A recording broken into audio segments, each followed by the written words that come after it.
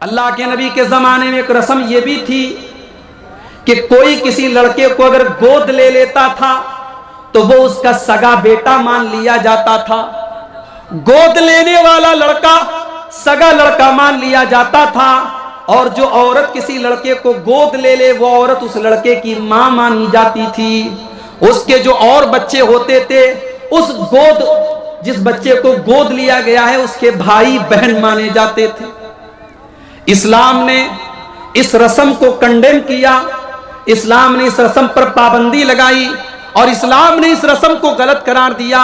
और अल्लाह ताला ने कुरान की आयत नाजिल की, वमा जाला अदइयाकुम, अल्लाह ताला ने तुम्हारे मुंह बोले बच्चों को तुम्हारा सगा बेटा नहीं बनाया।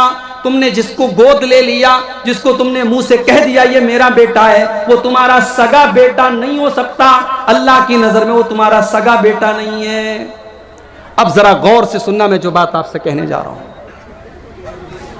अल्लाह के नबी ने हजरत जैद रजी अल्लाह तआला अन्हु को अपना मुंह बोला बेटा बना लिया। ये हजरत जैद कौन थे? ये बेचारे अच्छे खानदान के थे, लेकिन डाकुओं ने इनको बचपन में किडनैप करके इनको गुलाम बना के बेच दिया। अब हजरत जैद गुलाम बन करके मक्का में बिक रहे थे। हजरत खदीजा रजी अल्लाह तआला अन्हा के चचाजाद भाई थे हजरत हकीम बिन हिजाम, उन्होंने खरीद लिया हजरत जैद को और फिर हजरत खदीजा को उन्होंने दे दिया। फिर हजरत खदीजा की शादी जब अल्लाह के रसूल के साथ हुई तो हजरत खदीजा ने हजरत जैद को अल्लाह के रसूल की खिदमत में दे दिया। अल्लाह के नबी ने हजरत जैद को इतना प्यार दिया, इतनी मोहब्बत दी कि जब हजरत जैद का सगा बाप और उनका चचा, जब उनको पता चला कि हमारा बेटा, हमारा भतीजा मक्का में मोहम्मद के पास रहता है सल्लल्लाहु अलैहि वसल्लम, जब उनको यह पता चला कि हमारा बेटा मक्के में एक आदमी के पास रहता है, तो हजरत जैद का बाप और उनका चचा अल्लाह के रसूल के पास आए और कहा कि ऐ मोहम्मद, हम अपने बेटे को लेने आए हैं, आप हमारा बेटा हमारे हवाले कर दीजिए। अल्लाह के रसूल ने कहा ठीक है, अच्छी बात है, आप जैद से पूछ लीजिए, अगर वो आपके साथ जाने को तैयार है आप शौक से लेके चले जाइए।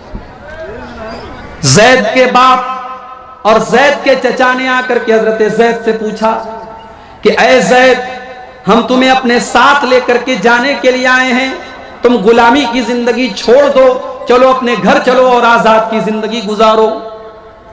हजरत जैद जवाब देते हैं, ऐ मेरे वालिद और ऐ मेरे चचा, मैं अपने आका को छोड़ करके कहीं जाने वाला नहीं हूं। मेरा सगा बाप भी उतना प्यार मुझे नहीं दे सकता था जितना मुहम्मदुर रसूलुल्लाह ने मुझको दिया है। मैं अपने आका को छोड़ करके, अपने नबी को छोड़ करके मैं कहीं जाने वाला नहीं हूं। मैं रहूंगा तो मुहम्मदुर रसूलुल्लाह के साथ रहूंगा। जब बाप ने यह देखा कि मेरा बेटा जाने को तैयार नहीं है, बाप बेचारा मजबूर होकर के चला गया। अल्लाह के रसूल इतना खुश हुए, आपने आकर के मक्के में ऐलान किया, आज से जैद मेरा बेटा है और मैं इसके बाप के जैसा हूं और मेरी प्रॉपर्टी का वारिस भी जैद बनेगा। आपने ऐसा ऐलान कर दिया और पूरे मक्का में लोग हजरत जैद को जैद बिन मोहम्मद कहने लगे।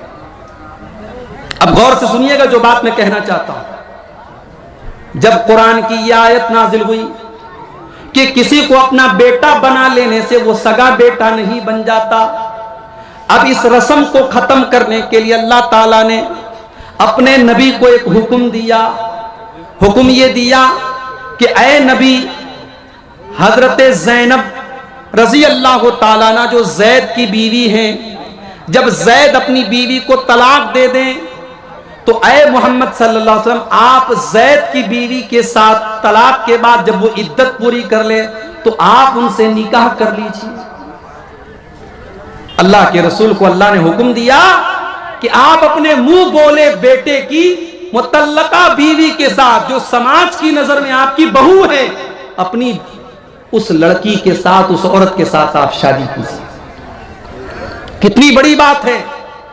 आज हमारे समाज में अगर ऐसी कोई रस्म हो और आपसे मैं कहूं कि इस रस्म को तोड़ दीजिए, तो आपकी पेशानी पर बल पड़ जाएंगे, पसीना आ जाएगा आपको कि इतनी खतरनाक रस्म।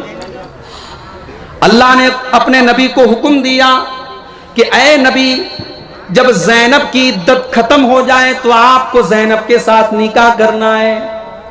अल्लाह के नबी डर रहे थे कि मैं अगर ज़ैनब के साथ निकाह करूंगा तो समाज क्या कहेगा। लोग ये कहेंगे कि मोहम्मद रसूलुल्लाह ने अपनी बहू के साथ शादी कर ली, अपनी बहू के साथ निकाह कर लिया। बड़े गौर से सुनना मेरे प्यारे भाइयों, मोहम्मद रसूलुल्लाह ने कैसे रस्म रिवाज को खत्म किया है।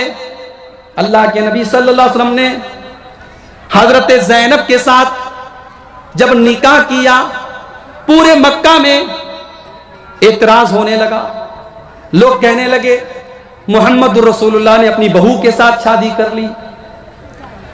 लोग कहने लगे सारे मुसलमानों को 4 शादी करने की इजाजत है, मोहम्मद सल्लल्लाहु अलैहि वसल्लम ने 5वीं शादी कर ली। लोग कहने लगे इन्होंने दूसरों के लिए अलग कानून बनाया और अपने लिए अलग कानून बनाया। अब अल्लाह ने कुरान की आयत नाजिल की, सूरह अहज़ाब, मा काना मुहम्मदुन अबा अहदिन मिर रिजालिकुम वलाकिन रसूल अल्लाह।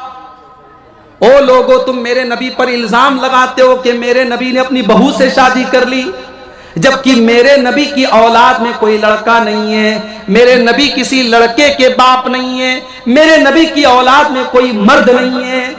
आपके लड़के हुए 3 लड़के हुए, लेकिन तीनों लड़कों का इंतकाल बचपन में हो गया।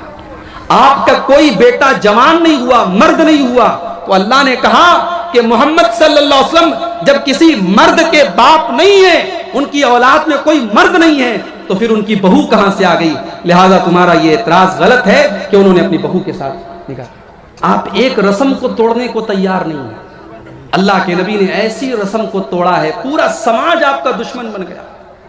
मगर अल्लाह के रसूल ने हजरत ज़ैनब के साथ निकाह किया क्योंकि अल्लाह का हुक्म था।